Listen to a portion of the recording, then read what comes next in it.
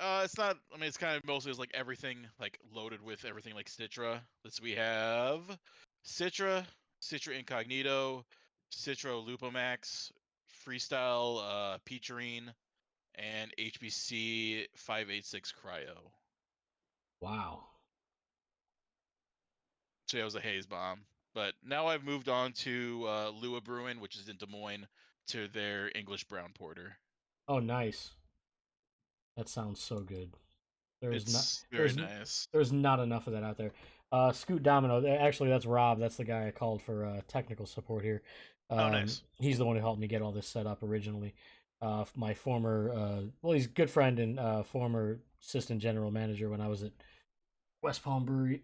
He's asking what All your right. back. He's asking what your background is. So I forgot your title from the podcast I was listening to, but I know you're with Toppling Goliath. Yep. What is the official title? The official title is senior lead brewer. It's mostly a seniority position, but I mostly oversee day-to-day brewing operations, and then I also have my hand in a few other uh things in the company as well. Like I'm part of the innovations and R&D team. Um, I've been also kind of help spearheading some of our like data consolidation project that we've been going on and things like that. What's that about? Just basically converting old brew data sheets and things like that into Excel files, and also starting to work on that in like an access database and things like that. So like all our data is like in one like digitized form. Oh wow. So bunch of spreadsheets, which is, I mean, I enjoy to a certain extent, but it's slow. It's more so on the back burner for me. What size system are you on? So we have a 100 barrel brew house.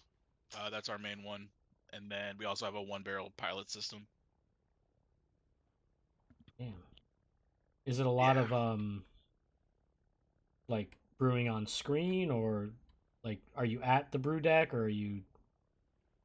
it's pretty much, at least on the 100 barrel, is pretty much all just data like collection for the most part. It's all for the most part automated. We have a system called Botech, which is like the program for it, and everything's like you hit a program like I want to brew pseudo sue. It does that, and it has like over like 5,000 plus different like parameters of like valves opening, what your temperature should be, and it's just all pre-programmed of going in there. Mash in is probably the like most involved you have to be, at least when it comes to making sure you don't like overuse or underuse too much like strike water, things like that. But Yeah. for the most part, it's pretty hands off, which is a blessing and a curse. It's nice where you don't have to do grain out, but when things go wrong, it is a huge pain in the ass because then you have to start putting like uh like putting the machine into hold and like really digging into it and figuring out why the fuck it's breaking down. Oh wow. Yeah, I mean, I remember going on like New Belgium brewing tours and shit like that, and it's like a guy at a desk, dressed like he, uh, does inventory at Abercrombie and Fitch. You know what I mean? They look all Oh yeah. they look all preppy. The fucking brew house looks like the lobby at the Bellagio, and I'm just like, is this brewing? And obviously it is because they're fucking amazing. But um, it's just funny to me that you can be completely manual and do everything by hand or just sit at a computer. Yeah. I mean, that's why. I mean, I'm fortunate to where, like, on the innovations team, I do most of the brewing on the 1 barrel. So when I do get that opportunity, it's nice to at least be more hands-on with everything. How big is the team there? We have about maybe 30 people on the back right now between cellar, the brew team, and then packaging. But we Wow. have over 100 plus, including taproom staff. It's mostly taproom for like kitchen, waiting, bussing, all that more front of house things. Um, oh, I'm finally taking off here. Finally, some gameplay. There we go. um, the beer you were just talking about, is that the one you posted I think it was a video earlier? I saw like a The different. pseudo fu. I could swear I saw like a different version of Pseudo Sue. Oh, that was Seismic Sue. Right. What is that? That's our new triple IPA. Oh That's shit. the third time we've done one. But I mean, much like it's supposed to be like the next step in like the actual Pseudo Sue lineup that we have. So we have Pseudo Sue, King Sue, and then Seismic Sue will be our. I mean, it won't be on rotation all the time, but the next up at least in the Pseudo Sue. It's But so. I like it a lot. It's good. Are you guys still doing anything with Brew Hub out of Lakeland? We're not.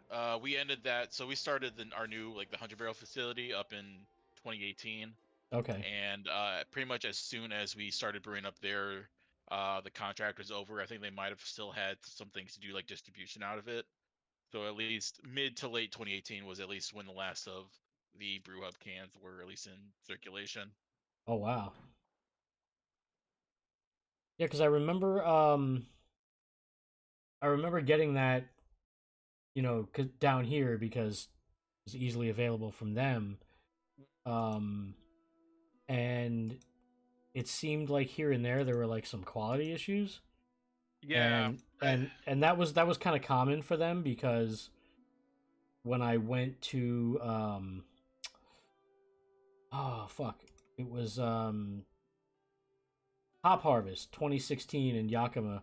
We were sort Mhm. of tagging along with the Cigar City guys, and they were um, kind of griping a little bit about Brew Hub and some of the things they were Mhm. dealing with them.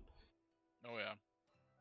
I mean, like realistically, like a lot of that was before my time. Like I started at TG late, so in like September of 2017, and so I mean I was still fresh and didn't really know all the happenings and everything. But um, yeah, I know I got quality just from being a fan of like TG beer beforehand. I knew a lot of our like, there was quality issues. But at least from what I've been told, now being there, I mean, a lot of it is just mostly due to, I mean, we're at Iowa to Florida, so we can't really be there to like micromanage, nor do we really want to micromanage because that's fuck. But I mean, you still have to have some like pass the baton to be like, hey, we trust you guys to make our beer to the best of your ability, and I don't know what the at least disconnected communication or whatever happened was, but it's whatever it did resulted in not the ideal product. Well, everything I've had ever since has been great, and I got to thank you again for what you sent me. We still haven't opened the uh, peach one. Oh yeah, the Um, peach brandy naughty temple. yeah, yeah, and that sounds amazing. But everything else we tried was just incredible. Oh, thank you. Actually, let's see. Hello, Dustin. He's in the chat. He's one of my friends, but we should have TG in Arizona. How many states are you in? Do you know? I think it's roughly like 32. I mean, there's certain states where we don't have sales representatives in all of them, so they kind of are like more like a tertiary. Yeah. But uh, but yeah, I think it's around 32 states. Wow. I can't even imagine. I mean, we're like in a few, and there's no representation anywhere outside of Florida, Yeah. and that's always been something that, with whatever brewery I've been with, um, I was always kind of against because it just feels like you're just another name on a shelf, and no one's really out there establishing relationships and maintaining them. Hmm. I feel like, in the past, like earlier in the past decade, like a lot of, I mean, face it, like craft brewing is kind of like an egotistical industry. I mean, it's full of a lot of people who brewed a few times, and everyone told them like, "Oh, you should sell this," and they're like, "Okay, sure," even though I've never done it professionally, and Hmm. 13,000 breweries later or whatever it is now, um, it always reminds me of, um, like when I don't know if you ever watched American Idol, but I have a wife, so I've had to. Uh, but you see these people in like the opening episodes where it's tryouts, and the judges are like, "Who fucking told you you can sing?" They're like, "Oh, my church, my mom, my dad, my family. Everyone says I'm such a good singer." And they're like, "Yeah, they're lying to you, or they're lunatics." But there's a lot of that in beer, Oh and yeah.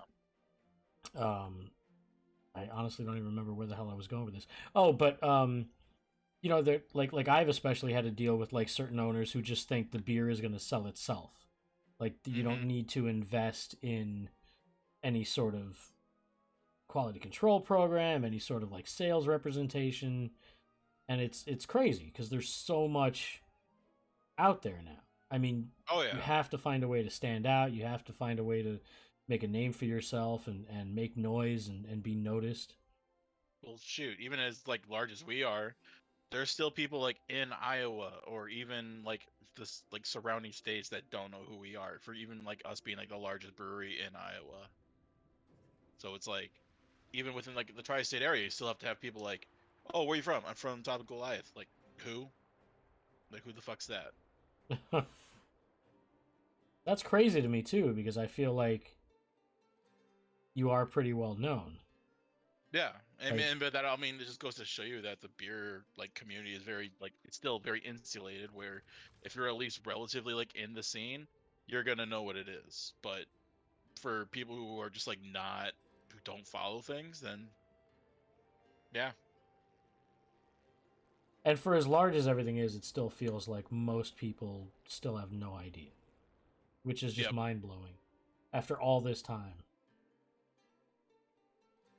Oh yeah, I mean, I always feel like the early 2000, like mid 2000s, everyone was still like, I don't like IPAs. I don't know what that is, and it's like I feel at this point most people should at least tried one or at least find something you like.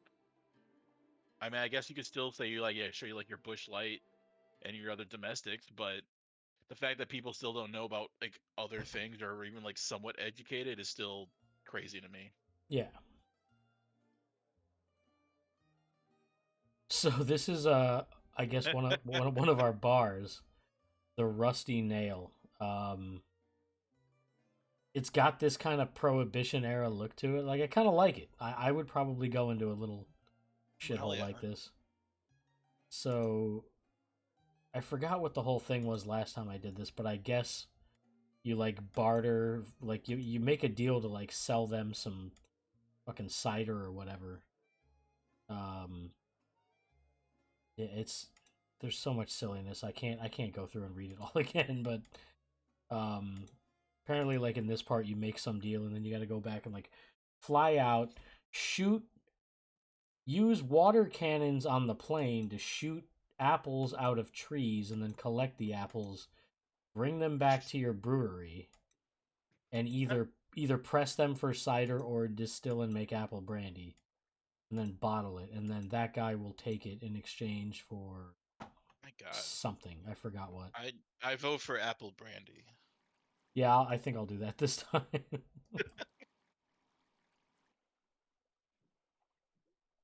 a lot of Oreo talk in the chat. A lot of Oreo beer talk. I know they're just trolling me. You have an Oreo beer in my fridge right now. Oh, really? From who? I do. Uh, Pulpit Rock, which is the other brewery in Decorah. What is it There called? was it. It's called Broyo. That's the brewery? No, the brewery is Pulpit Rock. Oh, okay. No, they was it they were old TJ Brewers like from a while back, and then they broke off to start their own thing. So, They do some all the stuff. what was Well, that? go ahead. They do some okay stuff. They do mostly the pastry sours and pastry stouts for the most part, but their other offerings are pretty decent. So, since we're talking about chocolate, I got to ask you about something that I think I saw in your profile. Oh, The, chocolate milk. yeah, that you're a chocolate milk sommelier. Yes. So, I got a lot of questions about that. I mean, I used to have in my profile for a long time, it would say certified Slurpee sommelier. Nice. And that was before I had, or at least before I learned I had diabetes. So it's been been a minute since I've had a Slurpee. But oh shit, I'm too far away. I don't know where the fuck these. Anyway, Apples are. yeah. They just So, force you. but I had this whole thing about like Slurpees. I made up all these stupid rules about like the proper color pairing of your straw with your, you know what I mean? So if you get like white, like, you know, if you like any color straw is proper with like white cherry because it's neutral, but you know, Right. maybe if you get like banana, you should get like a purple straw. Like I just made up a bunch of stupid shit. You need the good pairings with it. Yeah.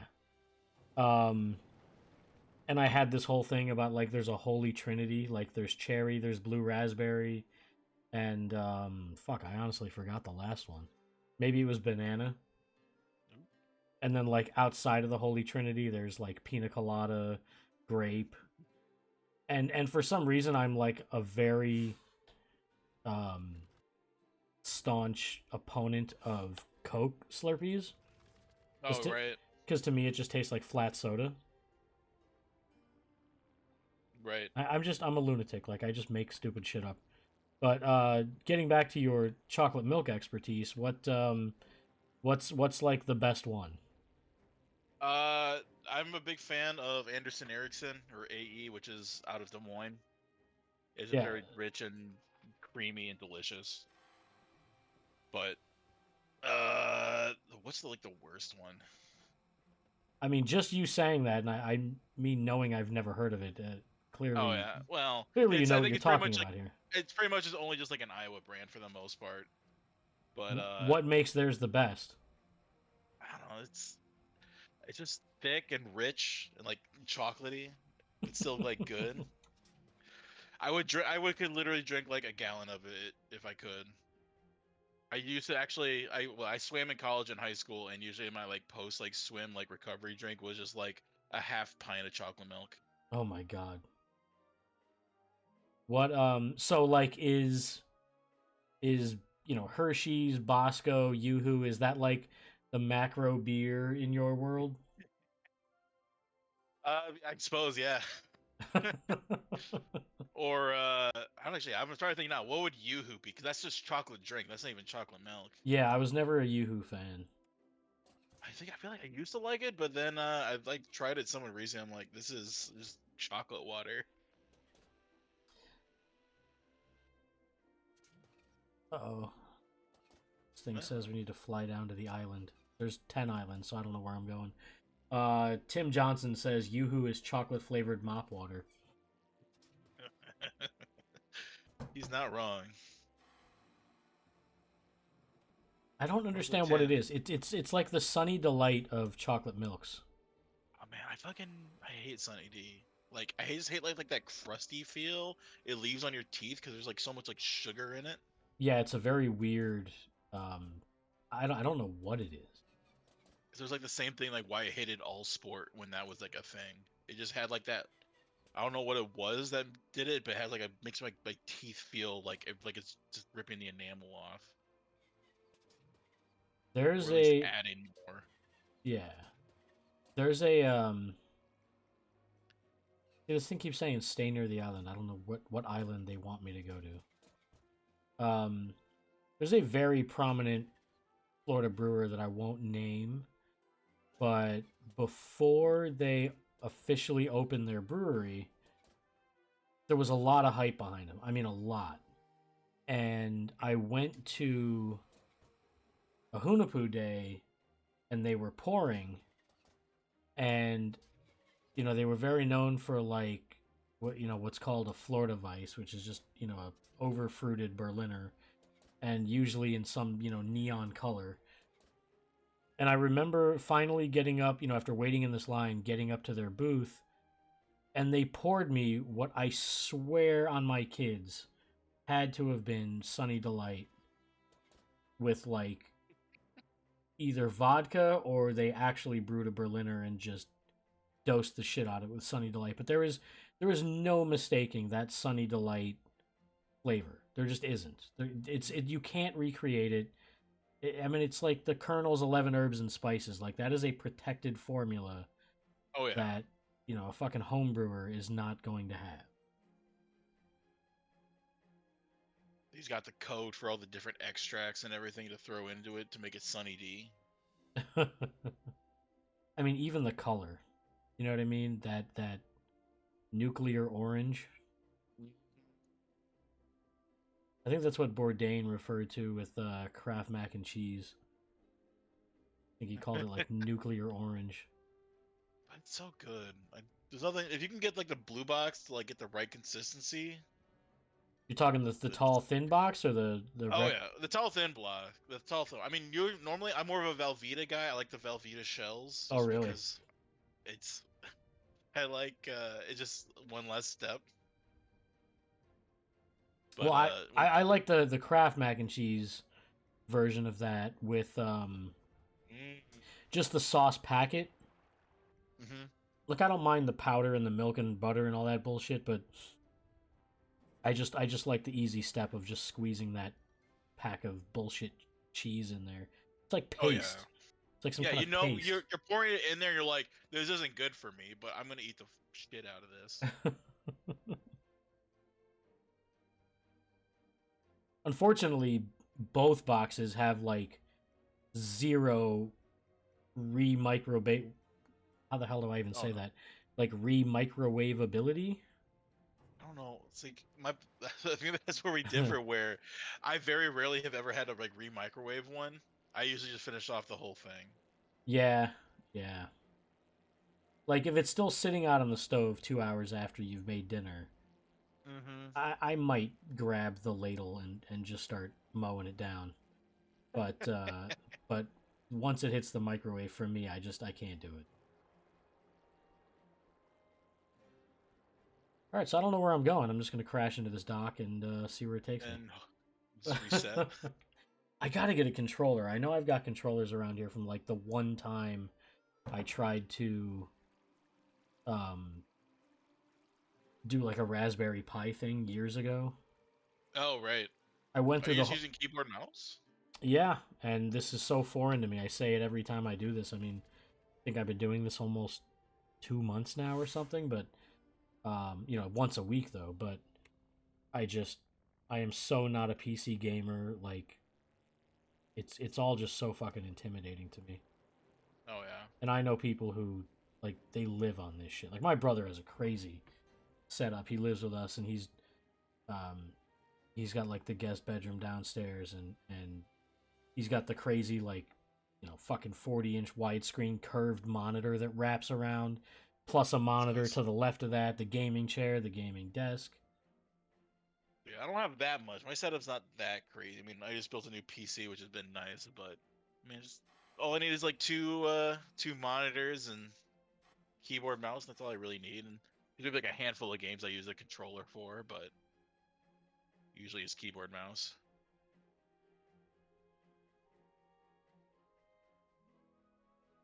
What kind of stuff do you normally play? Um, yeah, my friends and I have been playing Marauders recently. It's quite a bit, which is kind of like a looter shooter game. It's like based off like the what is the game? Escape from Tarkov engine. So you go into like space. You start like off in a ship with like whatever items you have. Then you can like board onto like another ship and try to find loot. While this time, other players can also board like the same ship, and you kind of go back and forth. So either try to shoot each other and get loot, and then escape with that. And then that's kind of like the whole like gameplay loop. You can board other people's ships before they even get to like the main ship or other little objects that are in like little zones. That's pretty fun. And then I don't know. I play a lot of single player games. So I've been playing a lot of like Hitman 3, which I Oh enjoy wow. because it's almost like a puzzle game. And then I also play like a lot of like Binding of Isaac. Does Hitman 3 have a lot of puzzle stuff in it? Well, it's more of like I mean I guess the way I play the game I kind of think of it a bit like a puzzle. It's more of I mean you're like in a 3D space like one of the levels is and you're in France at like a fashion show and I mean, all your goal is to assassinate like a couple individuals, but in order to get to those individuals, you have to go through security by either having like different like disguises or certain items and things like that. So with certain like challenges within the game, it becomes more of like, okay, how do I get to X person without being seen or caught, or without doing it without like a costume or like a disguise? So it's almost like it kind of turns into like this like puzzle game. Huh. I never really got into Hitman. I did love Splinter Cell when it was out originally. Yeah. You know, all that sneaking around, trying not to get caught, you know, assassinating fucking people. That was awesome. Um, I really want to fire up my Super Nintendo Mini because I love Star Fox. Oh yeah. Well, that's why I sent you the one. What is it? That That Star, the you mod sent me for that it. Star Fox, yeah. Yeah. I still don't totally understand it, but I'm gonna look into it and see if I can fire that up because that sounds awesome. Say it's been a while since I've done with emulators, but I think it's at least from the conversation from the guy who released it, it seemed like you needed the emulator, the ROM, which is basically the game for Star Fox, and then I think within the files of that ROM file, you input it somewhere in there, and then that basically changes the game to allow you to play that mod. Okay. I'd have to look more into it myself. It's been a while since I've like downloaded and messed around with a few emulators. So I don't know if you're noticing what I'm doing here, but as a fellow brewer, I'm sure you can appreciate how we're sourcing ingredients by shooting them out of a tree. Yeah, that's people harvest apples. Yeah. I don't even know how many I have. Interesting. 50? It looks like.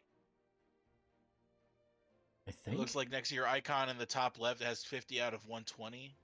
I think that's maybe how Yeah. much of particular item you can carry. So here I'm basically reloading by swimming close to the water and then scooping up water somehow. So you're And shooting water at the plant? yeah, these are water cannons. And Oh, it's interesting. only these trees that have the apples in them. It's so weird. Like I like I have such a hard time enjoying things because I sit here and I imagine the developers sitting in some, you know, like office space. Because like when I was a kid, I got to go. I don't know if you've ever heard of the company Jalico, but they were based out of where I lived Mm, in suburban Chicago, and this was around the time of it was like before Super Nintendo came out, but like Game Boy was out, and I guess they found me because I had a Nintendo Power subscription, so they were like reaching out to gamers in the area to nice. come test games. So I went and just sat in this weird office with one other kid in like a boardroom at a conference table, and we just played Game Boy and filled out questionnaires, and then they gave us a free game at the end of the night. And That's awesome. on the way out, yeah, on the way out, like you could see them playing the it was the Super Famicom developers kit. Hmm. So that was like the Japanese Nintendo or Super Right. Nintendo. And that was cool as shit because like it was very noticeable that whatever they were playing on the screen had like much better graphics. And where the hell was I? Yeah, so I just imagine like the people who came up with this game sitting in some office like, all right, so I guess we can shoot apples out of trees, and just like all the decisions they make about how to proceed and like design this, and like were actual brewery people involved, because I highly doubt it. I just want to know how they came up with the game because, I I mean, know. just as like everything else is like, okay, we really love the game Crimson Skies from Xbox, but we also really like beer, so let's like try to make a brewery, but also like a flying game. Right. I wish I could remember how to switch from water bolts to water. Oh god, the controls, I swear to god. I'm so bad at this. I'll probably crash too. At least I've got like a little thing here that tells me where to go. I mean, at the very least, if you can get like a cheap like Xbox controller or something like that off of Amazon, should definitely try to do that.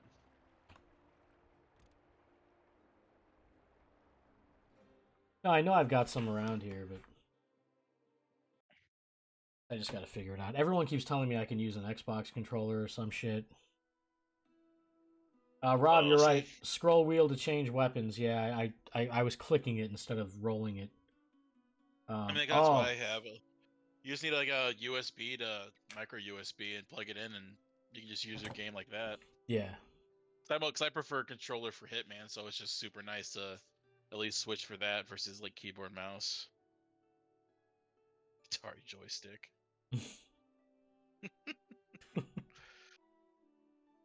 Where the hell do I go now? Back home in one piece in a cargo hull full of apples. Things are looking good. Let's head up to the second floor brewery. You can access it from the exit menu. Yeah, I would normally look for the exit sign when I'm trying to go upstairs.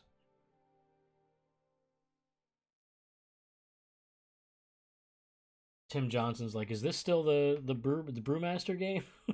Yeah, yeah. It actually took a really weird direction with it, based off all the feedback. I also like the suggestion in chat that you could somehow combine brewing and Hitman. There is a. Well, I mean, I tapped in the chat, but there is a winery in the Hitman 3. Is there? Yeah, and one of like the kills is like the great press. You can have someone like walk into it and then they like crushes them. Oh, that sounds awesome. Yeah, it's no the like Hitman's like it's fun because it basically like here's like the really like the special kills for all the things you can do, and they're pretty like telegraphed, but like when you can get them right and like do a good job at them, it's satisfying.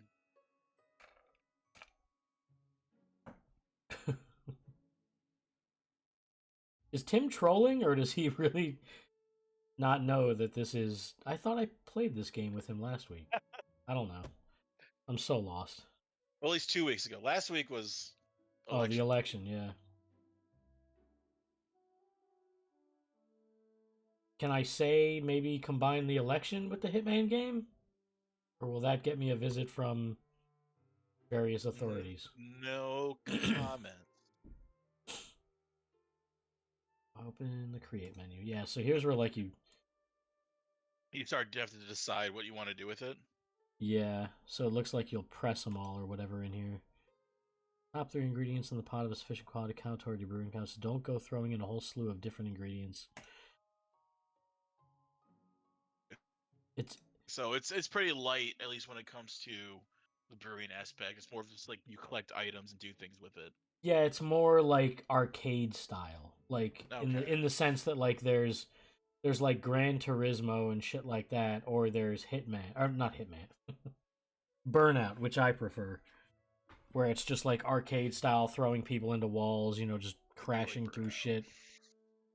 I love Burnout so much, especially when they did Takedown, Oh right. because that's when What you was can it? like really start fucking shit up. I think the only one I really played was it Burnout Paradise. I think was the only one I've really played. Yeah.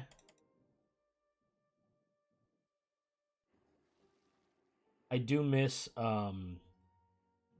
like I was so in love with the original Xbox, and it always blew my mind that it was always losing ground to um PS2. Because like I never had a PlayStation. My brother did, but I was just not a PlayStation guy. And like the original Xbox had like instant network connectivity. You didn't need, like a network adapter. Mm-hmm. Um it had, the built-in hard drive. You could rip music to it. I mean, ripping music was one of my favorite things to do on the Xbox. I fucking love the old like OG Xbox. Yeah. I still have two of them. I would love to fire that up. One of my all-time favorite games is The Punisher. That was the actual game. I mean, it would make sense for it to be a game, but Yeah. It's, I want to say, like third person shooter. I don't even know how much fucking yeast I'm adding here. Uh, but it was like a third person action game, and you could get into situations where you grab a guy and then it's like, all right, press A and B together to stick his head in the oven or whatever. There was brutal shit you could do. Mm. And one of the best parts of the game was you basically infiltrate this mob funeral, Oh, and jeez. when the next like part of the stage starts, you see the room of this funeral and all the mobsters around the coffin. Right. And then it takes a few seconds. There's like this nice pause where you're not exactly sure what's going on because you don't see your character yet. Hmm. And then like all of a sudden the indicator on the screen comes up and it's like press A to exit coffin, and you're like, "Oh shit." Because you're just like you're in the middle of everyone, and you just get out of the coffin and just start mowing everyone down. Oh, hell yeah. I'm looking at some gameplay right now. I mean, it's definitely like an early like 2000s game, but Yeah. as like a third person shooter, it looks pretty solid. There was that. There was Dead to Rights, which I loved. Did you ever play Dead to Rights? I don't think so. No. It was like A lot It of it. was like Yeah, Max go ahead. Payne style. You know Okay. what I mean? Where you're like going up against all the corrupt cops and gangsters and shit like that, but you've got a dog with you that you can send in to like, remove a bomb or attack someone that you can't get to without getting fucked up. You Hmm. could and it was like this weird targeting system where you could lock into things. So like you could pick up a fire extinguisher, throw it in the air, and then lock in on it and shoot it, and it just like blows everyone up. Oh, nice. It was a lot of That's fun. dope.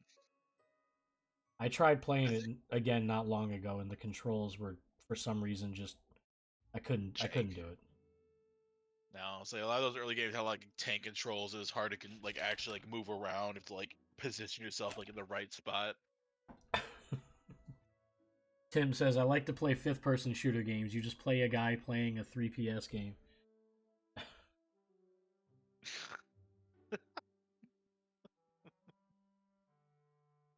So we have a 9.8% uh Apple bottle brandy. of apple cider. I don't know if it's rated 1 star or if I just get 1 star because I've completed this. I It, might it just see how to like how you make it like better. Like how what makes it like the mechanics so far just looked like you dump apples in and you dump yeast in and then you're done. right. And you can see there's like I love how you can manipulate. You can't do any of this in Brewmaster, at least not in the early stages. But like there's you can change. Oh, see, like you got the skull cork here. Ooh, I like that. that's nice. Change the labels. I will not go with this boat label ever because I am in Florida and everything is fucking palm trees and nautical anchor. Yeah, see, ugh, premium Well, shit, quality old fashioned limited edition. well, shit, that almost was maybe like at least not for United We Drink. They were just talking about like design and it's just like I know you're like in like a very central like easy location to like a palm tree stuff like that, but like at a certain point, like everyone's doing this. How do you stand out to Right. always do like palm trees or boats or anchors? It's like it's so commonplace that like you have to. Why it should be so easy to think of something, anything else. Yeah. Yeah. And dude, there was one time when I was at West Palm and we had a goddamn palm tree logo. Um, but a guy came. I don't want to use brewery names, but Right. this one brewery owner came in and he had like his polo shirt on with the brewery logo, and his Hmm. brewery had a palm tree too. And I thought he was a different guy from a different palm tree logo brewery. So and to be honest, like I would have preferred if he was from the other brewery and not the one he Hmm. was, because of just what I knew about him, and never met him before, but like just from the things I had heard about him and some of the unethical things he was into. So But like I'm still like nice to everybody. I'm not gonna like intentionally be a dick to like fellow brewers in person or anything. Like Yeah. I'm always cordial and show them around, or, give them free beers and stuff. But I was just thrown off a little bit when I finally realized in the middle of talking to him that like I'm like, oh, this is the other guy, like the one that I had heard was a major cokehead, Uh, and you know, Jeez. and like buying other people's kegs and thinking they're his. Just it was a real weird Jeez, though. situation. But the lesson, kids, is don't have a palm tree logo. I think. Well, realistically, I feel like I don't know, just be unique. I don't know. There's so many like breweries where it's like they have like a hop in their logo or just like wheats or like some equivalent. It's like mix it up. Like you may be able to like incorporate those elements, but like if it's just like the basic ingredients of beer, you're so blasé that you're not going to stand out. Right. And I'm not on the podcast anymore, but I did when I shared the link to it when it came out.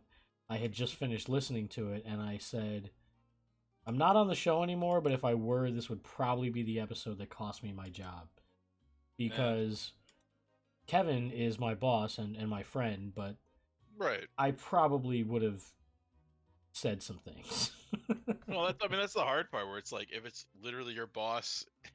I mean, you guys can be friends, but if it's your boss and then like someone underneath him, to be critical of certain things that your own company does is it's hard to be a part of that. Yeah. And when we were out to lunch, somehow the podcast got brought up at lunch yesterday with the whole fucking team, and one of our owners and our sales rep, who I don't ever get to spend much time with. Hmm. I guess they had learned of the podcast, and then the whole Island Journey Pilsner thing came up, and Kevin was like, "I thought there was going to be mutiny. Like, I thought everyone was going to quit." And like he was embellishing a little bit. I mean, it wasn't that bad, but like us in the brew house, we're just like, does everything have to be fucking nautical? And like not everyone in Florida has a boat.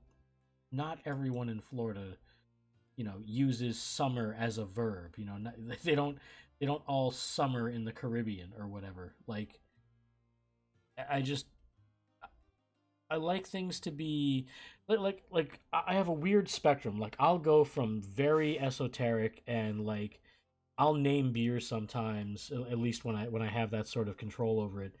Like I like naming things of like really obscure references. Like Oh yeah. um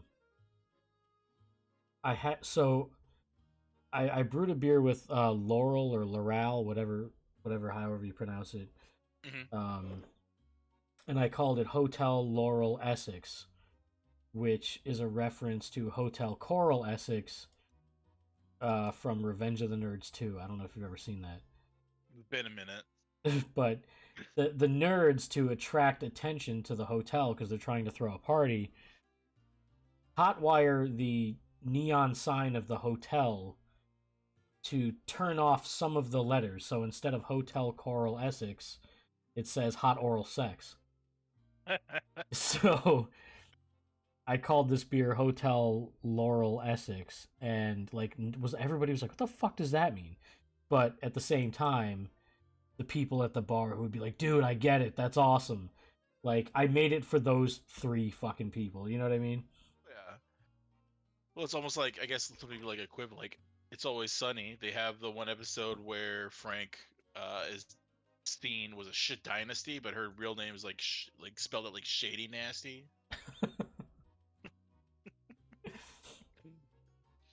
Did you ever watch Saturday Night Live back in the day? Like old, or like I don't know how old you are, but there's there's an episode with Nicolas Cage, and Ooh.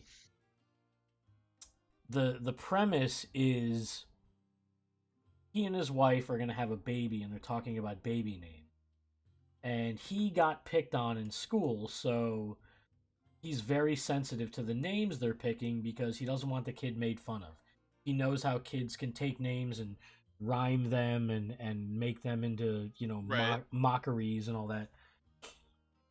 And like every time he shoots down a name, it's so ridiculous. Like I can't even quote it, but like he just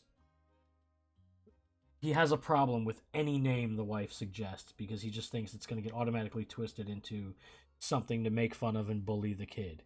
So after all that shit, some delivery guy or whatever knocks on the door and he goes, "Yes, I've got a package for Mr. Aswipe." And Nicolas Cage goes, "No, no, no, it's asswipe." Or maybe I have that backwards. Maybe he's like, "No, no, it's Aswipe." Something like that, but it was one of those like terrible skits that pays off in the end. Tim Johnson says he went to school with Peter Wacker. Didn't we all? Rob says the inside joke beer names were always the best. Oh yeah, dude. Yeah. I really wanted to get the staff involved with brewing, like the front of house staff, because when I took that job in West Palm, I was promised that it would be more upscale, that it would, we'd have a smart staff.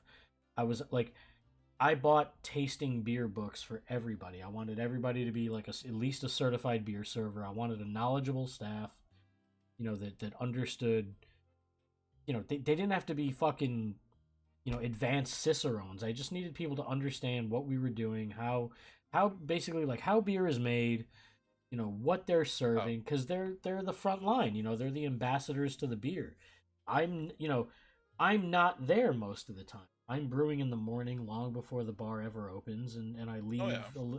I leave a little while after it opens. So, um, I started bringing in like front of house people, a few at a time, and they would just come in and brew with me, and they would get to see the process from start to finish, and hopefully that would translate into better service because they know how it's made. You know what I mean?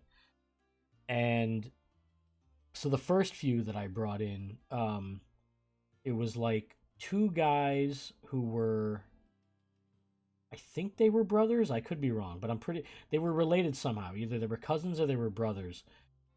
And then this other girl that all worked in the front of house. And everyone was sure that they were all sleeping with each other. Like, the whole front of house was just this disgusting, incestuous fucking, like, orgy behind the scenes. It was so gross. But, so we brewed this IPA, and I called it Group Thing because it was like a double pun. Like, it was supposed to be about, we brewed this as a group so that everybody could, learn how beer is made. But what I was really alluding was that, they're all probably just having a fucking orgy back there. And then I would do like Group Thing Volume 1, Group Thing Volume 2, but like nobody got it except me and maybe one other person. No, I'm always for like beer education for like front of house staff. It's important. Yeah. I just think about going about it. I've never found like a good way to like go about doing it so it's like it works. I guess I don't know how to really word it correctly, but I know because we're trying to work right now at TJ, work at like a sensory program for like knowing how well, like how long things should be like out in the market and how well our beers are developing further on, and we're just trying to get everyone involved. But it's like if you're bringing in like anyone, you're not getting actually quality data because you're not getting really people who are qualified to really or able to like describe what they're tasting, uh what they're even drinking, at least like on a more knowledgeable level. So like being able to educate everyone is, Yeah. I think, is always for the best. Yeah, and after maybe a month or so of being in business and my owners saw how fast money was going down the drain, he told me to stop buying the tasting beer books and have everyone return them. And it's like, first of all, like half the staff that had the book are gone. Like the turnover we had was fucking ridiculous. But like, if you think we're gonna suddenly turn profitable because I had everybody return a $10 book, like, Yeah. you don't know what the fuck you're talking about. Or at the very least, you can get like a PDF of it, and it'll be like, or like, here's books we can rent out to people. Because I know I mean, there's always going to be turnover in front of house. It's a hard position to keep people in, but Yeah, especially when regardless, especially when you have 6 managers in 2 years. yeah.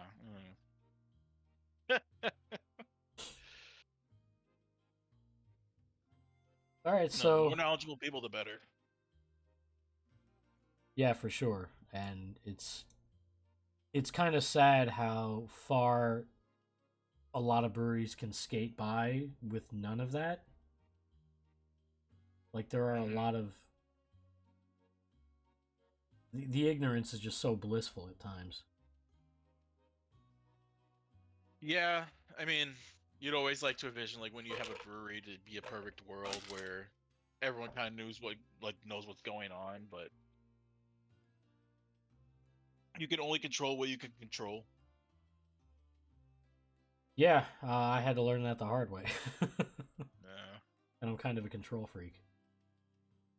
Yeah, it's you want things to go and you try to at least like give responsibility to other people, and so it's like hard to have that trust to like if when they fuck up to like give it back, but that's all I mean, those are lessons I've had to learn at TG of you know what, people are gonna make mistakes, you have to be okay with it. All you can do is like learn how to improve and move on.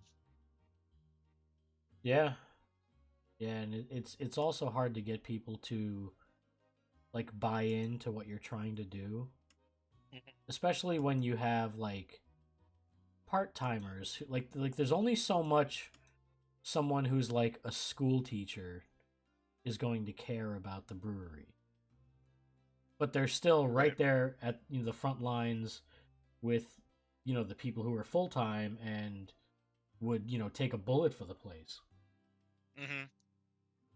Well, I mean, shit. I mean, it's like a lot of things that you really always kind of like not gonna say complain about like on Twitter, but like it's like that idea where like you have to. I mean, you in a way you have to have like you have to have confidence in what you're doing, and you kind of have to have some level of bullshit about what you're doing of like overconfidence with it. Because if you don't believe in your own product and what are you doing, but you also have to have some groundness. You can't believe like your shit don't stink. Right. But I mean, you still have to at least like, no, we're making fucking good beer. This is how we make fucking good beer. So follow these rules.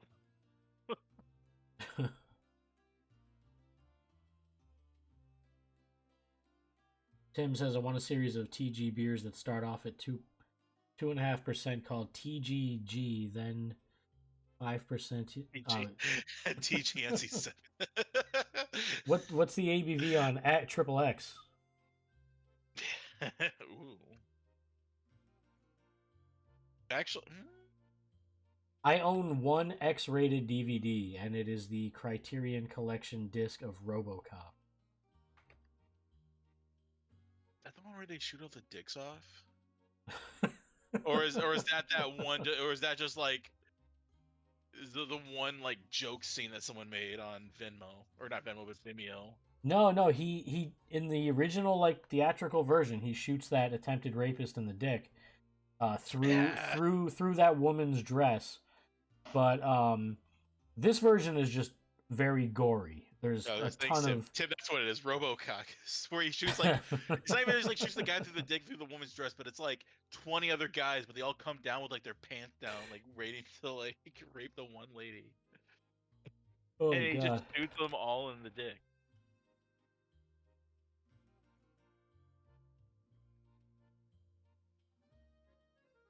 All right, well that's can you see the smoke in the air of the brewery? Like it's on the smoking setting, either smoking or Ooh. non-smoking.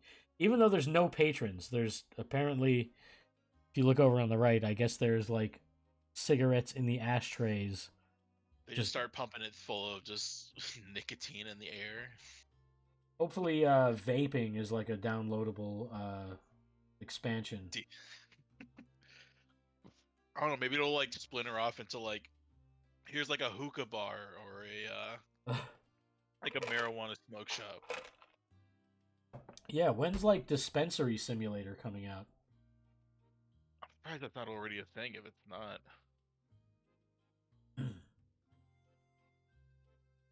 All right, well, this was interesting. It's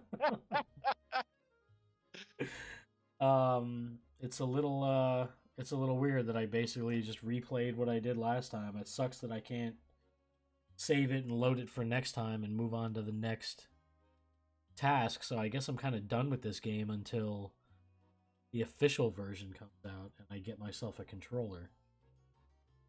Scoot Domino says the Care Bear Come expansion pack. Why do I know that reference? I feel like that's something I've said before and I don't know why. I don't even know what it's a reference to. Rob was I think I mentioned he was the assistant GM at West Palm for a while.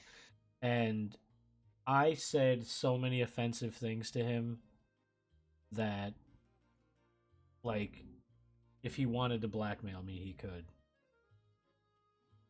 But, you know, we had to find ways to entertain ourselves in that fucking place. It's funny you guys, oh, that's right. He goes, you walked into a cloud of Care Bear cum in the bathroom. I had described someone's vape as smelling like Care Bear cum. Because it was like a fruity cloud. But also like salty. Speaking of Care Bears, tonight I finally found the Grumpy Bear Care Bear Pez dispenser at my local grocery. Is that the one you were showing like on Twitter earlier? Yeah. You know, I have a thing about like Oscar the Grouch, the Grinch, Grumpy Bear. Like I like all the asshole cartoon characters. So every time I go to the grocery with my kids, we're looking through the Pez dispensers, and they always have like the yellow Care Bear, the pink Care Bear, the purple Care Bear. And I know they have Grumpy Bear because it's on the back. Like, it shows all the other ones they sell. Right. And the last time my daughter goes, why don't they have that one? And I go, because it's the only one I want. That's why. Like, it's like they're intentionally keeping it from me. But tonight I finally found it. And then I didn't know they were still making Pez dispensers. Yeah, dude, they're in the Pez headquarters is in Connecticut, like right near Athletic Brewing. Interesting. I saw it like 6 months ago or something. I bet they can't really do a collaboration at all because it's just sugar. Yeah. Then again, I'm sure there are plenty of breweries who would love to make a fucking Pez beer and then figure out some Pez way of dispensing it. Because it feels like it feels like we've brewed everything. First part would be dumb. The second part, I'm curious now. Let's get like a Pez dispenser, but for like beer cans. You're onto something with that. Yeah, it would have to be big, unless you had maybe even if you had like the little 8-ounce cans, but that could work. Oh yeah. Ooh. I like this. Oh man, Pez, we're getting it started up. And they do sell giant Pez dispensers, so if I find one of those, maybe I can modify it. And then I'll get sued by Pez. I really want to do that as a pack. Well, I mean, the packaging logistics for that would be a fucking nightmare, and loading it would be a even bigger pain in the ass. But I really want to do a Pez dispensing beer like 6-pack. Who would be the character though? Ooh, you'd almost have to be like along the lines of like Great Notion, where you already have like somewhat established like figures, because you can't use unless you just don't give a shit and you just use all the other IP theft ideas. Yeah. I would do it for like some of those, you know, celebrity type brewers who are kind of sensitive about their image. Yeah. Like, honestly, I feel like TG could do it, because, I mean, we have Sue the Dinosaur, which we could use. Yeah, Tim just mentioned that too. So we could do that. Great Notion has all their like little mascots for all their beers. Uh, Maybe if you worked with Pez, they can maybe work something out with whatever copyright stuff they have with their dispensers. I have no idea how their legal system works when it comes to like branding. Well, they probably just have all the characters licensed. You know what I mean? Mm-hmm. It's like Funko. They have every goddamn brand under the sun now. It's fucking A. Even like the most like obscure of like obscure characters, like, oh yeah, we got a figurine of that. Like, how and why? When those things first started getting popular, I swore I was like, they don't even look like the characters with those stupid little round black eyes and all that. Mm-hmm. And now I own like 30 of them. Like I've got the aforementioned Slurpee. Oh, that's what it was. This one's pina colada. I also have, and it's kind of glittery too, like in the Nice. top. Um, but this one is pina colada. I've got banana, blue raspberry, and cherry. I think those are the only ones. There's also an icy Nice. one, like that polar bear. I gotta find that one. Do I even have any of them? I don't know if I have any Funkos. I know I've given to some friends. Oh, I got one. Oh yeah, it's the Midori from My Hero Academia. Okay. My daughter likes that stuff. She's into like anime and all that kind of shit. She's like the one I need to tell me what's what in that world because she's always showing me different characters and stuff and I'm just like I can't keep up with all this. But I, I I can't either. do you know Sanford and Son? Sounds familiar. It's a old like I want to say 70s TV show starring Red Fox, Hmm. the comedian. So uh the character Fred Sanford is actually my most valuable Funko. Really? I can't believe it. Last I checked, it was like $90 or something. My God. It's crazy. Like I bought certain ones thinking like this is one of the greatest things I've ever seen. Like I have all of the Die Hard ones Hmm. and the cop Al in his black uniform, his LAPD uniform, but his pose is he's holding a whole bunch of Twinkies like up to his chest, just like he carries them in the store as he's walking to the counter, and he's got like 40 of them in his hands. And I was like, they could have had him with the gun in his hand, or a million different things. They could have had him on the little walkie-talkie talking to McClane, but no, they've got him holding like 12 Twinkies in his arms, and it's like one of my most worthless Funkos. I'm like, how do people not clamor for this thing? Like this is my one of my favorite possessions in the world.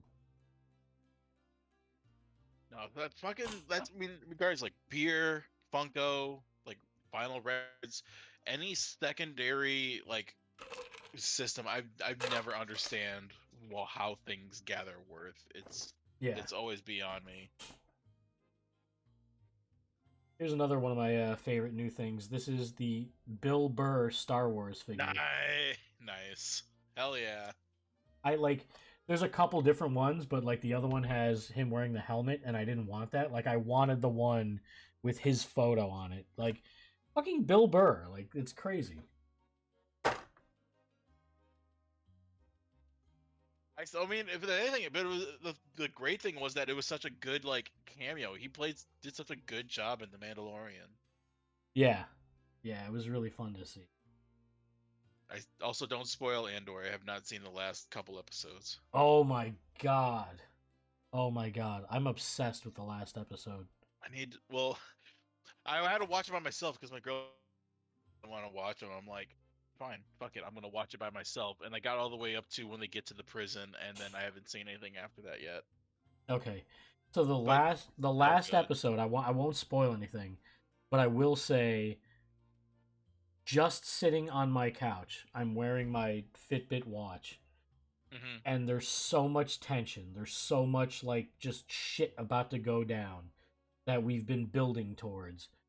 And I look down at my watch and my fucking heart rate is 106. Jesus. And I'm just sitting on the couch. My God. I mean, it was so good, and like there's two different like epic monologues in it by two different characters. The pacing, the dialogue, the music, the editing, like I can't believe this is in the Star Wars universe. It feels like just something completely different. I mean, that's why. I mean, even after just like these few, like at least we're up to a point, like in Andor, it's like, and even like that first season of like Mandalorian, like this is what people just want. Like, not it doesn't have to be like overt like fan service of things going on. Yeah. Just fucking like a good story, like in the Star Wars universe with like familiarity. You can throw a few like things in here that people like references that people like know, but like get away from the Skywalker shit. Yeah. I mean, I'm still in the middle of watching Obi-Wan. I haven't watched Boba Fett, but I know everybody shits on both of those, and like I'm enjoying Obi-Wan. I mean, I'm a casual fan. Yeah, I'm not so into it that like I'm so into Andor now, yeah. um but like the there's like a scene in Obi-Wan where Flea from the Red Hot Chili Peppers is chasing Oh, that's like right. I a forgot about that. like a toddler version of Leia through the forest. And there are reviewers who are like, I never want to see that shit again in my life. And I'm just like, this is fine. Like it's fine for me. Yeah. I'm not so invested in it that like I'm like this is blasphemy. No, Ra- I'm like Obi-Wan I liked. Boba 50-50. yeah. I know you haven't gotten to it, right? No, not yet. Then I'm not gonna spoil it. I will just say, I know I gotta watch it before the next Mandalorian, so yeah. Well, it starts as like a Boba Fett thing, and then it goes into like, hey, it is actually more of an extension of Mandalorian, and then it kind of goes back into Boba Fett. But yeah, that's it's what I've heard. fine. I liked it, but I have I have a lot of problems with it. Rob Rob asks, obsessed enough to watch Andor No. instead of the Batman? I listen, I got all my Batman shit here too. Got the new Batmobile Hot Wheels. Nice. Way at the back of my I even got holy shit, did you see the giant Funko of the Batman? I didn't know. Holy shit. So here's a regular size Funko for reference. Fucking huge. My God. I don't know if you can really see that, but yeah. Um Yeah, I actually used like birthday money from my in-laws to buy this thing because I knew I wasn't going to get away with it otherwise. I'm jealous, Tim. But he said he was going with his favorite Marvel series was Loki for it was amazing on mushrooms. I'm like, Oh, that'll definitely change it. that Honestly, scene, that scene where like they're in some sort of meteor storm or whatever that was trippy as shit. honestly, I think my favorite one so far has been She-Hulk. Really? Yeah. It like lost me somewhere in the middle and then it started to pick back up again and get back to like what it was trying to do originally with the courtroom shit and all that kind of stuff. And spoiler alert for anyone who hasn't seen it, you might want to mute this.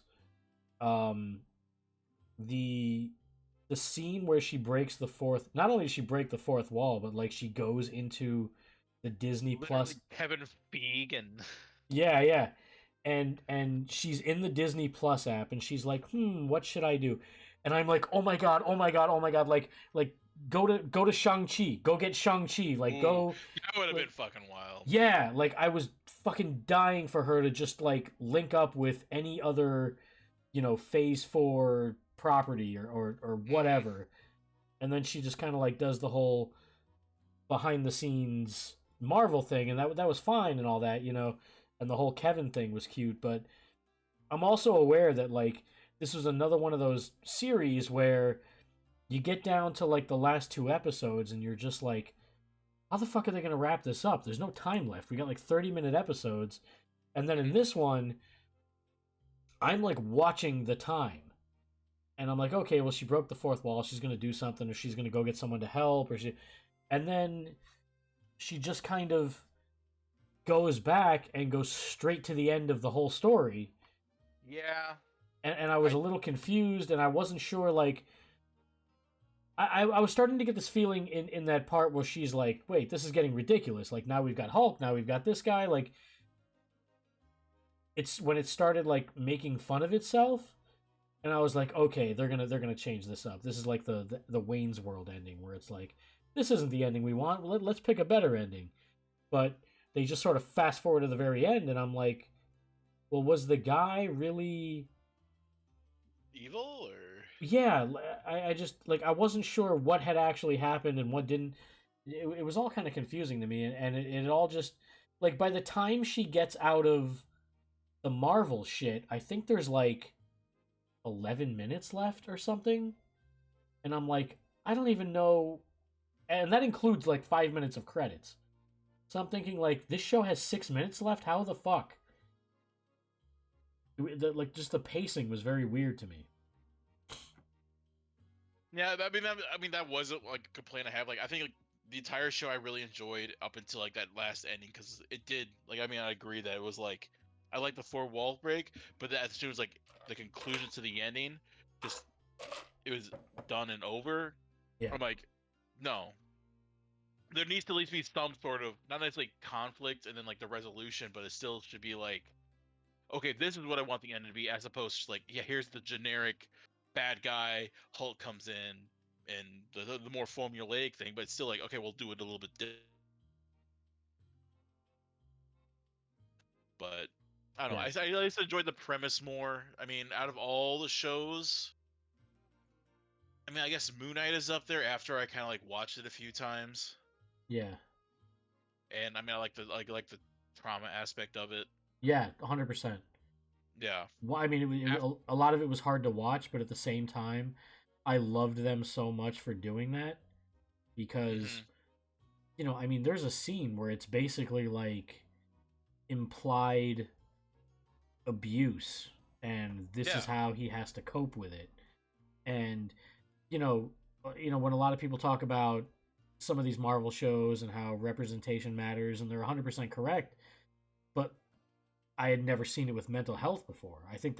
hmm I think the best um, portrayal of that I've ever seen is do you watch Ozark? I haven't no. Okay, there's a like a brother of one of the main characters who's only in there for like I don't know, maybe one season, but he has mental health issues, and like it is so like exactly like what I've seen from people who actually deal with it, hmm and it's just such a gut-wrenching like fucking heartbreaking performance, and it's a show about laundering drug money. So Yeah. it's like they didn't have to do that. They could have given him any other problem to deal with, but um that portrayal was incredible. Like Oscar Isaac should get a fucking Emmy. um and I like, it's just but it's another one of those things where like I'm disappointed that it's not connected to the overall universe, like Right. not even the least bit. And I wish it was. I wish people like in another movie or show would be like, hey, remember that time the fucking night sky fast forwarded or went backwards or whatever it did.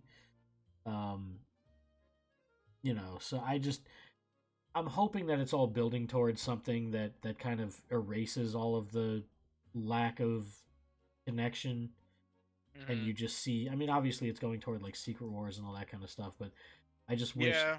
I just wish it was threaded a little bit better together.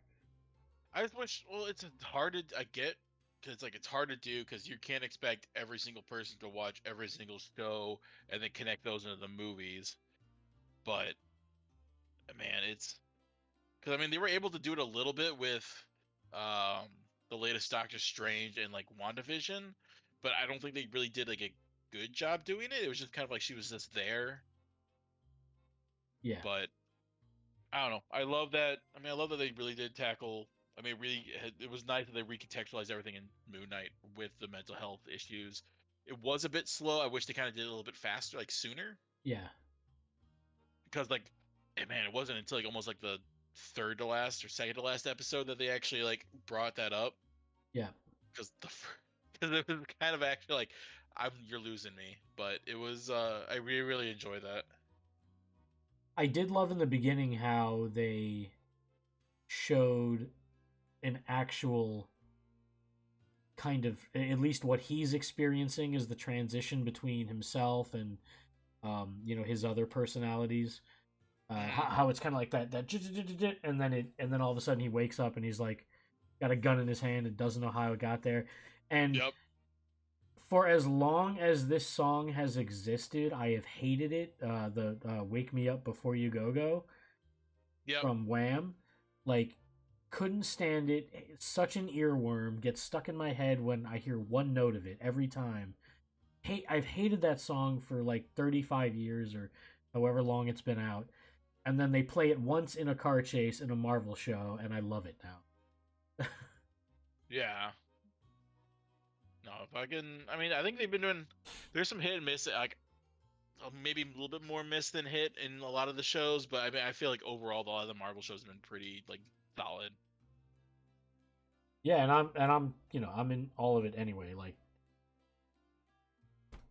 I'm gonna watch everything regardless of like how much some of it may not hold my attention Mm-hmm. or excitement. Tim is asking favorite traveling Wilbury. I have no idea because I don't know anything about them. Favorite I don't know ghost, what that is either. yeah, favorite Ghostbuster. For me, it's got to be Egon. I'm always like Egon, not Leonardo, Donatello from the Turtles. Always like the brains behind the operation. What about you? I mean, either be Egon or Ray, or was it Bill Murray's character? Just because, just so animated in it. I mean, Bill Murray's character is like he's almost like the Axel Foley of the group. Like he's not very experienced and never really has a full grasp Mm-hmm. on what's going on, but he's got like the street smarts and the bullshitter aspect to him to just kind of Oh yeah. get him through any situation. Mm-hmm. But like, which is going down is like, what's like, what did you think? It's like, I just thought Stay Puft Marshmallow Man. Like, why? Why would you do this? I know I'm so, if you even put me in that situation, it would be 10 times because I'm just someone who thinks horrible things. Like I'm always the one to say like the bad, the awful comment, and I just can't imagine being asked that question and it manifests physically. Just those good old fashioned like intrusive thoughts of just like, don't think anything. I'm gonna think the worst possible thing. Yeah. Who is Ernie Hudson? Ernie Hudson's great, man. He's that badass principal in The Substitute from 1996. He's in The Crow. He was in The Crow. He's the cop in The Crow. Oh shit! It's been a while since I've watched it. Yeah, I Yeah, need to watch it again. That's a classic. what else has he been in? Ernie Hudson, man, he's in so much, yet I feel like I can't think of half of it. Why did he have Miss Congeniality? Oh, he's the FBI director. Oh shit! Yeah. It's weird, like he's a My very God. versatile actor and yet still kind of gets pigeonholed into similar roles sometimes. Yeah, I mean it's one of those unfortunate things where sometimes you get just like typecast and like if you do a role so well, you just get stuck in it. Yeah, he hasn't really done a whole lot of things that are too good. That's kind of unfortunate. What does Tim mean by in turtles though? There's a good beer name. In turtles though. Chocolate pecan caramel pilsner.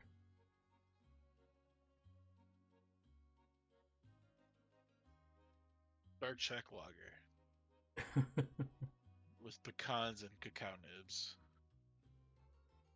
In Die Hard, Joel and I are Bruce Willis and Reginald VelJohnson. I'm gonna have to be Reginald Vell Johnson just because of my sweet tooth.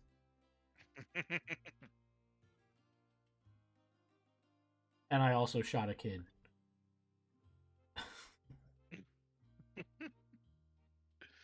I just want to see Tim crawling around in in air vents now. Oh yeah, with his white tank top is like brown by the end of the movie. Did I do that? I don't know who the fuck I'd be. I'm no Lars. Lars? Or Hans? Hans Gruber. Yeah, it's tough to pull off Hans. That's a smooth motherfucker. Man, there's not a lot of like. You got John, you got Al Powell, and then pretty much everyone else is an asshole. Like even on the good guy side, the cop, what's his name? The FBI agent? No, not agents Johnson and Johnson. What is he like? Assistant Deputy Dwayne. I'm not the one who just got butt fucked on TV, Dwayne. Why can't I think of his last name? What is it? Die Hard. How about Argyle, the limo driver? Yeah. That'll just be the guy just chilling in the parking garage, just waiting. Yeah, just hanging out, blasting Stevie Wonder on the fucking speakers and talking to his girl, drinking. 3 Minute a Baby cast us. I mean, if I could choose, I would probably prefer to be Steve Guttenberg. I can't pull off that Tom Selleck mustache, and Ted Danson has just always kind of looked like Skeletor to me.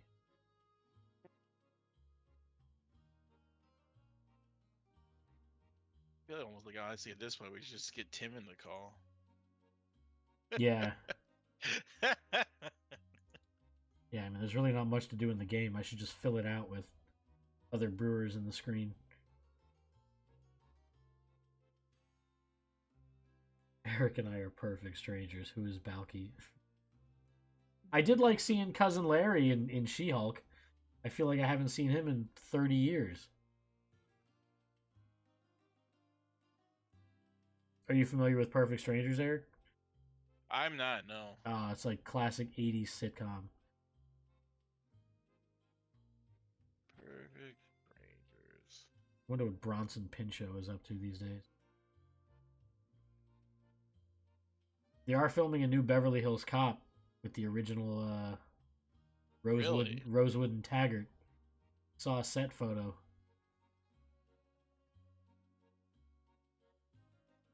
I don't even know if I've seen this before.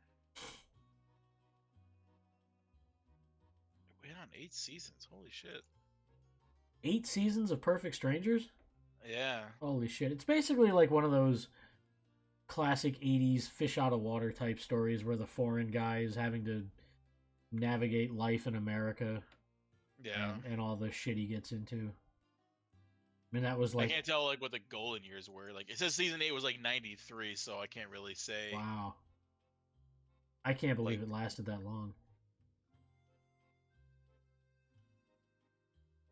Tim and I were talking about Gimme a Break. If you haven't seen Perfect Strangers, you probably haven't seen Gimme a Break. Is that based off like Kit Kat bars? No, it was like a... God, I don't even know how to describe it. It's like one of those shows where like the nanny for the white family is all like eccentric and kind of bringing like a kind of grounded worldview to these sheltered suburbanites. Oh yeah. Oh my god, Tim keeps just getting more and more esoteric with these shows. Like if Eric hasn't seen Sanford and Son or fucking Perfect strangers. He sure as shit isn't gonna know bosom buddies. Don't you fucking shit talk Nell Carter. I read that once you sent me Tim. Frame of if anything, frame of reference. I was born in 1990, so that's my holy shit. That's my frame of reference. God, I remember. I remember dumps I took in 1990. Tim, Tim, you sent me down the Nell Carter "Give Me a Break" rabbit hole that day. Oh shit! And turns out she was a big fan of the cocaine. I mean, who wasn't in like the? Oh, I know. In the 80s.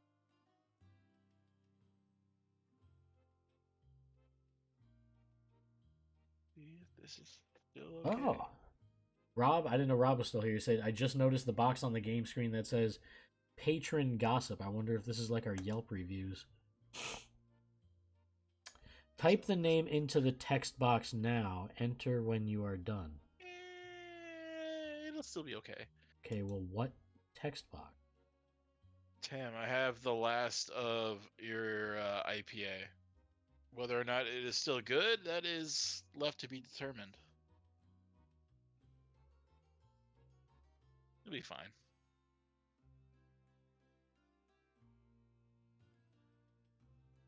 All right. Well, I don't see a text box to enter a name into. Yeah. Pretty decent. Rob, you were more West Coast. Rob, you were born in '93. I'm younger or older than Rob then. Jesus. Like I know Rob's young, but there's not like he's very worldly and adult at the same time. I don't know if patron gossip can even be clicked on. I mean, nothing's happening. It just kind of. Type the name into the text box below. Press enter when you are done. I mean, I'm trying to hit enter, but nothing's happening. I don't know what they want. Do still have some, Tim. It might be my last can. I think I might have. I pretty much have like one of like maybe each of the beers you gave me. It'll be like a Pilsner, the light beer, and I would will gladly take your food or beer anytime.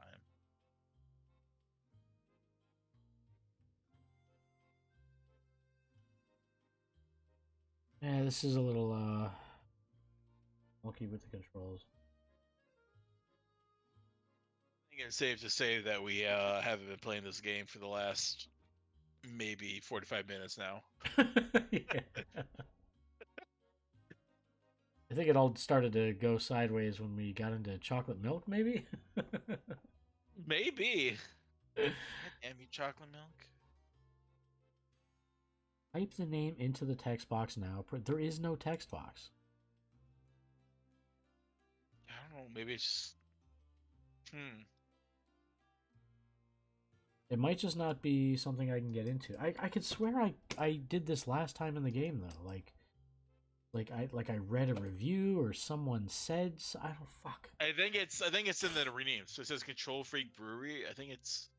Maybe I just need to refresh. I can't really see. I have no idea what I see it now, but I don't know what it's asking. Yeah. Well, guys, I think it's safe to say that I'm going to play something different next. Something easy and more well-known and not tricky. Joel, come visit us. Tim, I would love to. I can't right now. And I always fear that anytime I leave Florida, I'm gonna want to stay wherever it is. You could send me to Pyongyang, staying. I mean, if you visit at this point now, you get snow. So I don't know how excited you are about snow. Love it. Can't get enough of it. Then it's the perfect time to visit.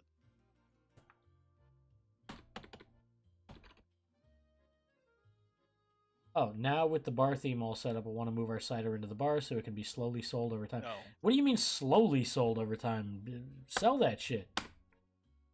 Open the inventory and make the transfer. Now you start getting the micromanaging business of now we need Right. salespeople and get people out into the market. There, we're now open for business. Be sure to keep the bar stocked with brews that suit our chosen theme. In doing so, we'll keep our patrons happy. We should also get in the habit of visiting our bar periodically. Not only can we review our sales history here, but also gossip with the locals. They might provide valuable feedback on our bar or brews. Oh, well, it's nice to have an owner that shows up every once in a while. There's no... Periodically. I mean, they gotta have somewhere to put their boat. There's no... There's no doubt some interesting locals and travelers will stop by, maybe even some pilots we can convince to join and help topple those pirate jerks.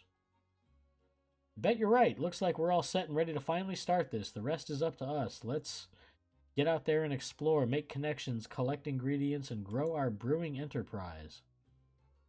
Tutorial finished, new... Oh, see, I didn't have this last time. Tutorial finished, new game begins. Bar, brewing, hangar, explore, continue. So you can get different planes. It looks like we have our first customer already. I suppose the word gets around fast in these sleepy places. Do you want me to show you how to talk to visitors in the bar? Like, if you hired me, shouldn't I know? You may go to the bar. I mean, who am I supposed to be? Have you never interacted with a person ever? No, I'll show you how. Oh, here we go. Great. It's very easy. Just choose the gossip button and then click on the patron you wish to talk to. Stop him with your volume. Inspector Ruslana. Oh, great. We've got a fucking... we've got a visit from the inspectors already. Hello and welcome to the grand opening of Tim Johnson. I'm Francie, the proprietor. Can I offer you a drink? I'm Inspector Ruslana, Chief of Police and Brewing Standards Inspector for the City of Valais. I approve your permit application, so I'm just here to make sure everything is in order as you open for business. This is crazy. Well, then it's on the house for such a valued member. Well, that sounds like bribery to me. I shouldn't really since I'm on duty, but I suppose just this once. So we're not making money. It's our first customer. It's on the house. Right. We've made zero money. Right, and that honestly sounds like half the people I've worked for. Apple cider quality. Thank you. Let's see how it tastes. Uh-oh. Bland and tasteless. I don't think you'll stay in business for long if you keep serving drinks like this. That's honestly like feedback breweries should get, not the smoke up your ass.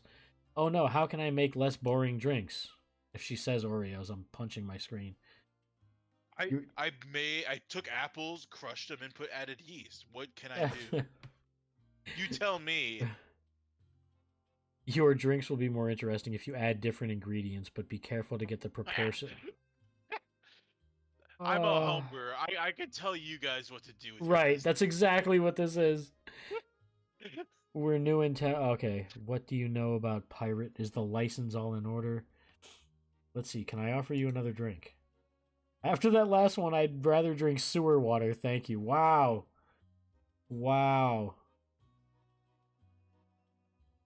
Let's see, what do you know about Pirate Brewing Company? These are supposed to be like the macro, big beer, evil fuckers.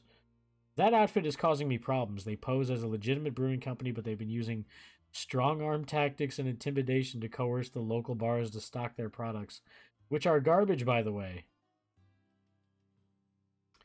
I've managed to keep things in check around here, but in the outer islands, I've heard they have an absolute monopoly, so be warned that if you compete with them, you need to be prepared for a fight. Is the license all in order? Yes, it was one of the most meticulously crafted application forms I've ever received. Thanks, actually, I was top of the class in business school when it came to form filling. Holy shit, this dialogue. I know. For someone who literally just opened a business and also has, like, a flying aspect to it, they're pretty, like, I don't know what's going on here. I just opened a business. I mean, it's true to life. Yes, I can tell it's a very useful skill. We're in Newintown. What can you tell us about the area? Well, it's quiet and out of the way, though during the Civil War, it was one of the last Democratic strongholds, so there was a lot of fighting. You might still find some sunken wrecks in the water dating back to that time. Sounds like some foreshadowing. The area around the town is very peaceful, but as you go towards the outer islands, there can be some rough elements. We just simply don't have enough law enforcement resources to keep an eye on everything. Well, maybe if you weren't having a free cider in our fucking brewery. Yeah, right. In fact, there are reports of suspicious activity in the Vela Istok Islands to the east, so be careful if you go out there. I wouldn't even know how to get there, because when I fly, there's really no guidance. You just gotta Well, shoot trees and you get apples. That was, yeah.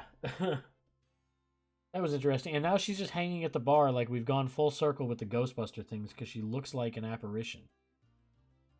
She looks like that glowing librarian in the beginning.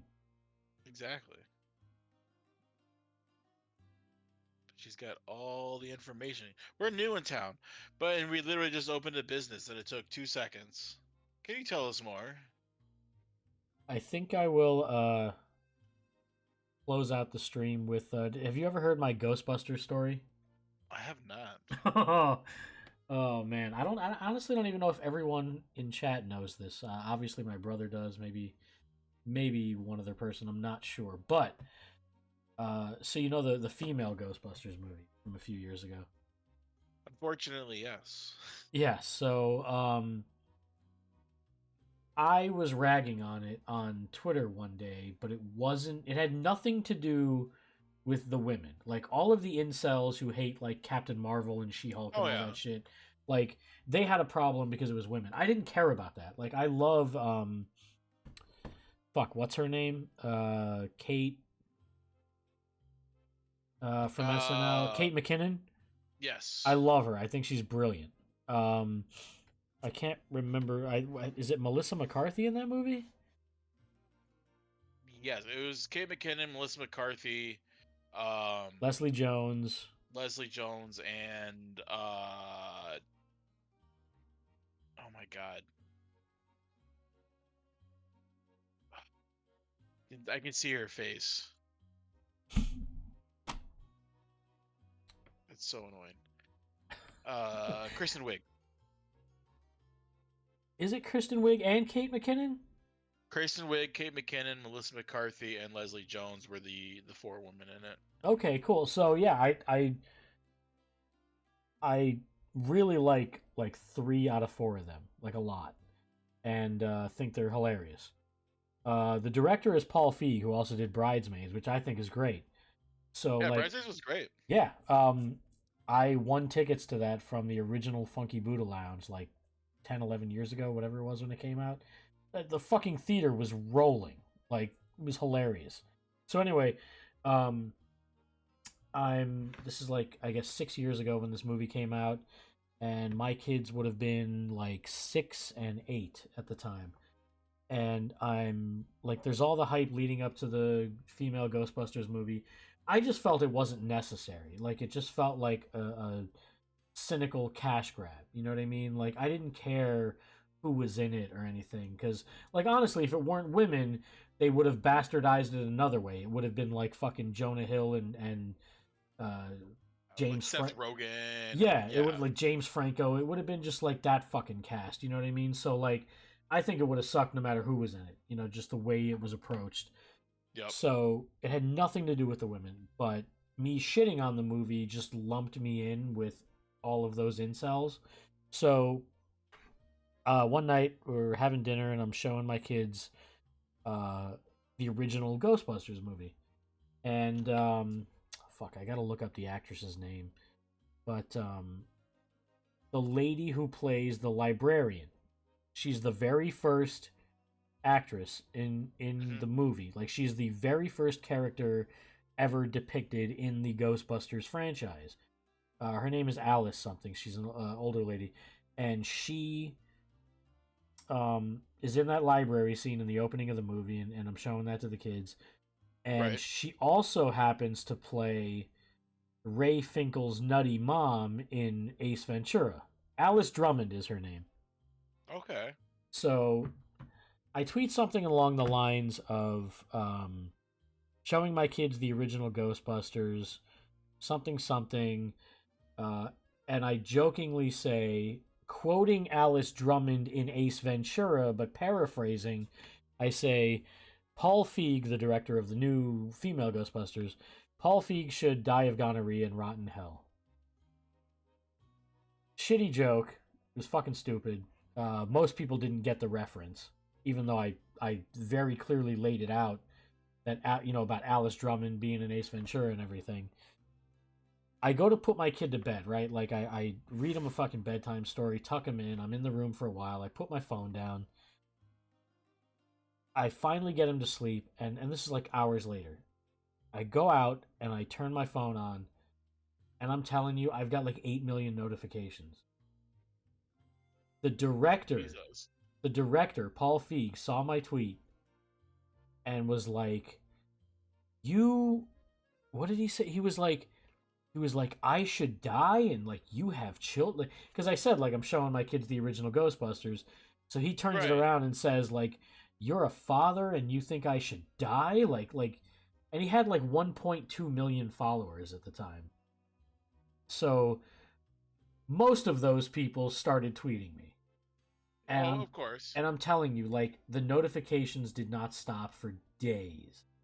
Fucking Andy Richter from the Conan O'Brien show, he was like, "Thanks, Paul, for letting me know who I should like automatically block without ever like knowing them," or some shit like that. I had him and some other people shitting on me, and it was just a dumb fucking joke that didn't like mean anything. I wasn't serious, and of course that got me lumped in with all the people who were shitting on it because it was females, Oh yeah. and like it got to the point where I just fucking deleted my account for several days, and even when I I logged back, mean, it's the easiest thing to do. yeah, I mean, that's the hard part, though. Remember, there was I don't know if it was some other person who like made like a reference to, I can't remember who it was. They made like a reference to like Futurama of like basically the equivalent of like eat shit and die without any context. But I mean, they got fucking canceled also. But it was like, oh shit, no, it was actually like a Futurama reference, and no one else got it, but they just took it as like face value. Because I mean, it's so hard to like do like that tactfulness and things like that with through social media, unless you're like, this is the thing I'm referencing, or this is sarcasm. right. Yeah, I don't think people understand jokes anymore. Like even if they're Fuck bad, no, there's no, there's just malicious intent in everything apparently. yeah, I often like I'll scroll through Twitter and I just look at certain people and I want to go like, number one, who are you performing for? Because some of this is so like you wouldn't go out on the street with a sign complaining about a joke, but some people are making it like their entire mission online. And then the other thing I want to ask is like, aren't you just exhausted having to run every bit of like input you receive into this filter you've designed to like does this meet every possible standard I have? Like it's this the world revolves around me mentality where it's like everything has to be catered and designed toward my specific personal preferences, and it's like, well, no, that's not how any of this works. Like, you're going to go out into the world, you're going to see things you don't like, you're going to hear things you don't like. You can't just be in your own bubble all the time. yeah. And also these benign things that have nothing to do with you. I mean, it's no different than like, can't you just change the channel? Like if you can just change the channel or turn it down or whatever, can't you just keep scrolling? Like why does everything become a fucking mission? Well, that's always the thing too, where it's the whole idea of like virtual signaling, and like even when like back in the day, like white knighting Yeah. of just trying to be like, oh, I'm always just trying to get the superior moral high ground on like an individual, when it's like most of the times it's like, you know what, you need to shut the fuck up. Do you need to fight this battle? No. Yeah. You don't need a who are you trying to impress right now by like trying like converting this person or arguing with like a person? There's no point. Yeah, I mean, I was having this conversation with my mother-in-law before the election because she's not like in that world, and the input she receives about the political climate is different than what I do because I'm on Twitter all goddamn day, and she's just, she spends some time on Facebook, but it's not like she's browsing any sort of opposing views unless they're coming from people she's friends with. You know what I mean? Like she's not reading Fox News or any opposing viewpoints of hers. So, but she's asking like what I think is going to happen with the election, and I'm like, I honestly just don't know. Like it just still feels so tribal and polarized. Like it doesn't feel like I was like, do you really think that like anyone over the past 2 years changed their mind about anything? Like, either they've just backed off because they're so disgusted by everything, or they're, you know, I don't even know how to explain it, but I just tried to make the point like all these people are doing all this like performative shit, and it's like you're never gonna convince anyone.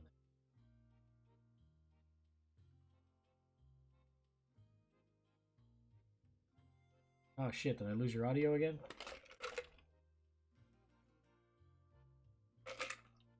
Oh, can't hear you.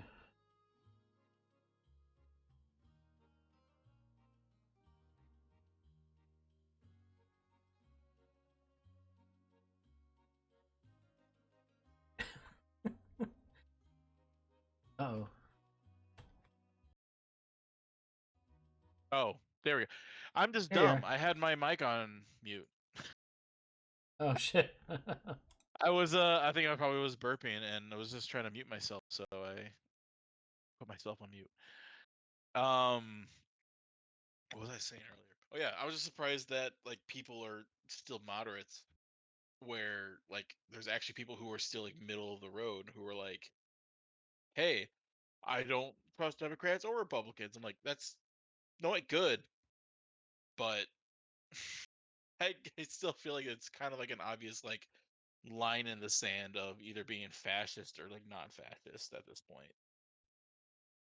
That Yeah. might be just because I'm in that particular echo chamber, maybe, but it still seems one side is objectively better than the other. I mean, to me, it's pretty simple. Like, you just find whatever candidate the Klan supports and vote the opposite way. Yeah. Twitch about For a second, for that pause made me thought you disagreed. Oh no, I forgot that I muted myself.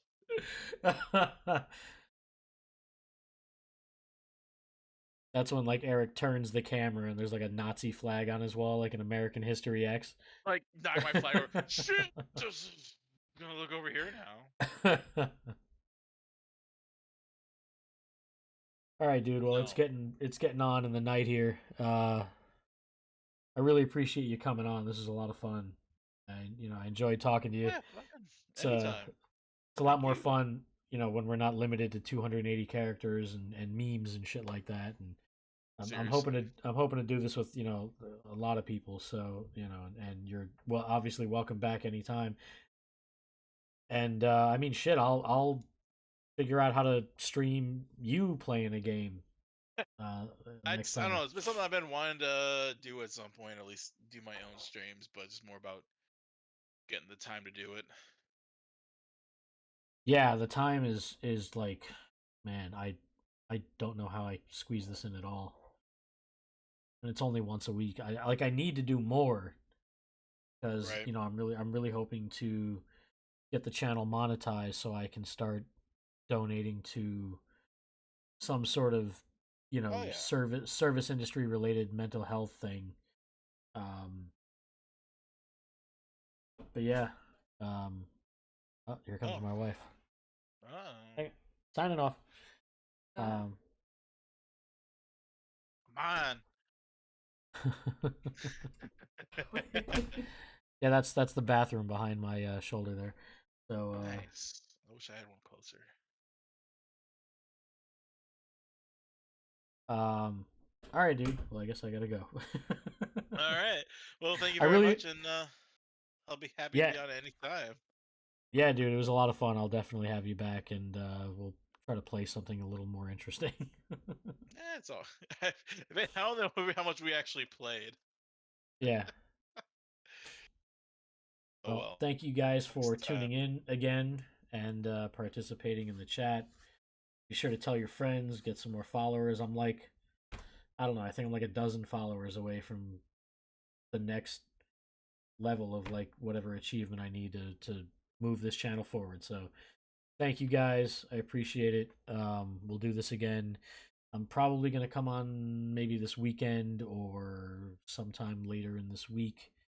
And I don't know. I might fuck around with the little Super Nintendo Mini or something. So I'll catch you then. Look out for the little teaser or whatever I put out for that. Eric, you want to plug any of your stuff, your brewery, all that good stuff? Um, if you want to follow where I work, it is was it TG Brews on Twitter and Toppling Brews on Instagram. I think we also have a TikTok, but it's been a minute. Otherwise, you can follow my. I'm King of the Hild, HILD, on most social platforms, primarily Twitch and Instagram. Cool, man. Thank you so much. I really Friendster. appreciate it. Is that even a thing anymore? Friendster. Dude, real quick, everyone's like leaving Twitter in mass and like there's like Mastodon and all these other fucking like counter social and I'm like I wonder if we can all just go back to MySpace. And I go to MySpace and it's like, "Oh, want to join MySpace? Log in with your Facebook." And I was like, "Motherfucker." Like God damn it. yeah. I'd be okay with the Anyway. MySpace. I don't know, because I saw like Mike and those guys are talking about it. I'm like, I kind of want to get off Twitter, but like, it's. I need a good like a good alternative, not just like, oh, here's a temporary band aid. Yeah, I joined Counter Social. I looked at it once and I never went back, so I don't I don't know what to do. I told somebody today like I'm until like a clear winner emerges, I'm not signing up for all this other stuff. And it's also like Counter Social, Mastodon, all these things like they don't also function as a verb like tweet or Google. Right. Like what are you going to say like, "Oh, I Mastodon today." I masturbated today. Oh wait. Yeah, it's weird, but yeah, find us on Twitter and Instagram and all that, and we will catch you next time. Eric, thank you so much, dude. Great talking to you. I appreciate it. Yes, thank you, sir. And everyone else, I'll catch you next time. Thank you. Take it easy.